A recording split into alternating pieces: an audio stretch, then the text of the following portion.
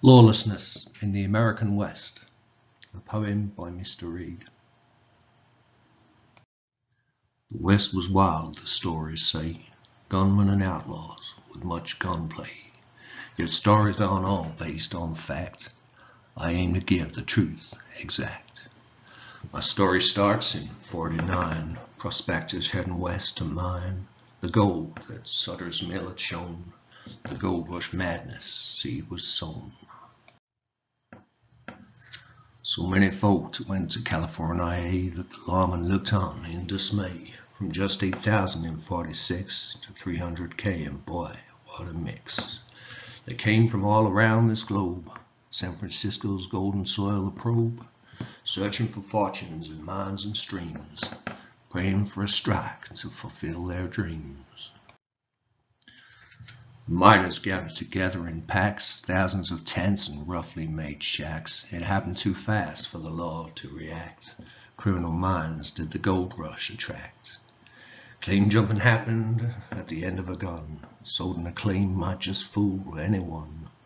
Hookers and whiskey brought fun to the night until drunken envy brought on a gunfight. Prospectors came from all over the place, different ethnicities brought face to face. The religions of many a miner did clash, tensions boiling over in violent backlash. Mid-1850s saw the gold running out, except for mine companies with money to flout. The starving Chinese had begun to arrive, their teamwork and effort when they started to thrive. They were banned from opening up a new claim, yet hard work for them meant gold just the same. White folks just robbed them, forcing them away, bringing out guns, Chinese migrants to slay. Many of those who didn't make a dime brought back to Frisco a great wave of crime.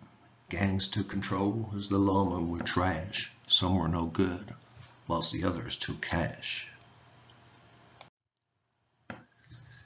These new settled lands became territories, with just 3 U.S. judges to hear out the pleas. U.S. marshals appointed, but numbers were low.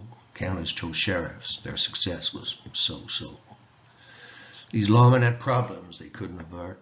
Distances too great for them to assert the laws that most settlers wanted defended, yet the government didn't want money expended. Law enforcement officers so badly paid to a system of corruption they often strayed. Bribes and handouts to let bad guys go, with no training or knowledge of law to show. Mining camps began to organize their lore, giving rules and judgments on what they saw. Someone to write down all the claims made with a judge and a jury that they need to persuade. San Francisco crime waves led to despair. Business owners sought out solutions elsewhere. Vigilance committees or vigilante bands set out to take the law into their own hands. Suspected criminals they caught and they tried, whilst some were deported, whilst other folk died. Vigilantes proved welcome in mining camps too, but crime did decline, but many trials were askew. At the state level, California was shocking. Racist attacks they saw no point in blocking, no Chinese or Indian or black people in court. Some minority victims had no legal retort. Civil War rage, 61, 65. Many went west for a new life to strive. Defeated Confederates, well armed and trained, violence and crime in the West uncontained. Outlaw gangs with enough men and arms terrorized towns and their surrounding farms. Lawmen unable or unwilling to act, citizens fearful of being attacked. Building of railroads created new lawless places. The hell on wheels had few saving graces. The cowtowns were seen as the worst of the lot. Drunken cowboys and gambling could get a man shot. The cowboys made Abilene a riotous town. Payday bought drinking and law would break down. Brothels and saloons with gambling and whiskey made for fighting and shooting when the cowboys got frisky. A jailhouse was built there by Joseph McCoy. The cowboys ran rampant in the jail to destroy, so they put up a sign about new gun controls, but no one could read it because it was shot full of holes. They turned next to Hardman to enforce the law. Tom Smith, as the marshal, punched rounders sore, till with bullet and axe blade did the marshal they kill. So the town hired a gunfighter known as Wild Bill. Wild Bill Hickok had killed men, shot dead in gunfights, but he focused on gambling and not Abilene's rights. They sacked him, then sat down and desperately planned to win back their town. The cows and cowboys they banned. The Reno gang criminals ran rampant across new western towns, who then suffered the loss of trains that the Renos robbed of their wealth. Too much train robbing would ruin their health. The railroads hired some private detective. Pinkerton agents proved to be quite effective. They captured one outlaw and got a confession.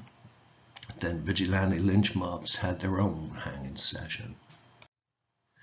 Yet for most of the folks that headed out west, crime wasn't the issue that got them distressed. Life was so hard they had little worth taking. There were very few murders, just the work was backbreaking. Conflict continues as the settlements grew. Struggles for land made a violent brew. Ranchers and farmers fighting for water could bring up occasional bouts of slaughter. Cattle barons often controlling the law. The poor folks' emotions on justice were raw. Into this chaos fell Billy the Kid, orphaned and desperate in the crime Billy slid. Billy stole horses and rustled some cows. His jail escapades raised many eyebrows. He witnessed his friends getting gunned down for land, so Billy and his pals took the gun in their hand. Billy was deputized to bring the guilty to trial. Instead, Billy killed them in his left-handed style. He murdered the sheriff who worked for his rival. Now hunted by many, Billy fought for survival. They captured young Billy. He was locked up again, but he broke out once more and his captors were slain. Pat Garrett was ordered to hunt down the kid. 2 bullets from Pat. To the ground Billy slid. Billy was a hero to the powerless and poor, opposing big business in the Lincoln County War. The kid was a killer, gun hand for hire, showing justice in Lincoln had not to admire. It wasn't just Lincoln where justice was bought, like the OK Corral where the gunfight was fought.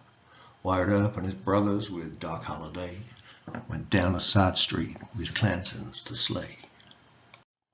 Now White had been hired by the mine bosses, as McClaury's and Clantons were causing them losses, stolen horses and cattle with stagecoach attacks, with Tom, Frank, and Billy killed at the climax. White and his brothers were arrested for slaying, but local judges with the mine owners paying. Cowboys' revenge saw them shoot White's kin. He gunned down the suspects with no thought of sin. As the West was developed, things did settle down. Trains and the telegraph brought laws to the town. More federal marshals and judges employed, bringing peace and stability to the West's lawless void. 1892 saw the Johnson County War. Farmers finding out that they didn't have the law. Wyoming cattle barons brought up governor and judge. Poorer people were held down, and so did form a grudge. Cattle barons hit real hard by the great die-up, hit out at smaller ranchers who the judges would set up. Locals on the juries always set their own kind free. Barons took to lynching as their new law guarantee. Cattle barons then hired men, a band of Texan guns. Each was paid $5 a day to murder farmers' sons. Wyoming governor knew the plan, arranged for transportation. Union Pacific special train put the killers on location. 22 Texan murderers rode out to kill Nick and Nate. Nick escaped to Buffalo to fuel the locals' hate. Sheriff Angus got 40 men to hunt the killers down, and 200 more other folk joined up from the town. The invaders were surrounded in a ranch they fortified. Without rescue from U.S. cavalry, they surely would have died. The Texan gunmen were put on charge, but quickly got away. Cattle barons given legal costs the poor folk couldn't pay. The cattle barons got their win with politics and money. Poor folk accused of rustling, which wasn't very funny.